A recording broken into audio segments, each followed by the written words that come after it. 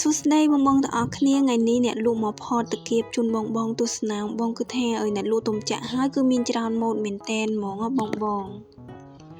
ហើយបងបើសម្រាប់ថ្ងៃនេះវិញគឺថាថតជ្រុះតាគៀបអ្នកលក់នេះឡើងភ្ញាក់ឡើងហាមមាត់ហ្មងណា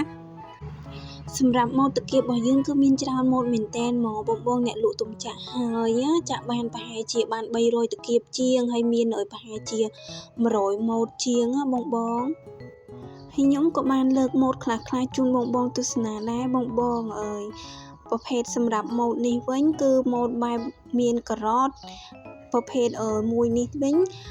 បែបដើមឈើមានផ្កាម្តងអញ្ចឹងបងហើយនឹងមានទានឹងមានស្លឹកឈើ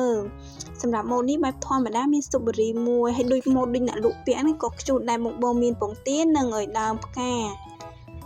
ហើយសម្រាប់ម៉ូដនេះវិញគឺមានដើមឈើវល្លិមួយអញ្ចឹងណាបងប្រភេទម៉ូដនេះវិញប្រភេទម៉ូដបែបស្បែកជើងរូប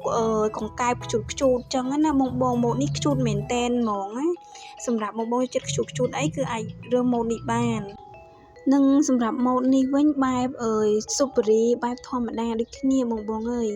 ហើយសម្រាប់តាគៀបរបស់យើងគឺមានច្រើនម៉ូដមែនទែនហ្មងបងចង់បានគឺបងអាចឆាតចូល Page ឬក៏ Facebook របស់ខ្ញុំផ្ទាល់បានខ្ញុំទំចាក់ហើយហើយនេះប្រភេទតាគៀបខ្លះដែលខ្ញុំថតឲ្យបងមើលមានម៉ូដបែបខ្លះចឹងនិងមានម៉ូដច្រើនទៀតបងហើយខ្ញុំ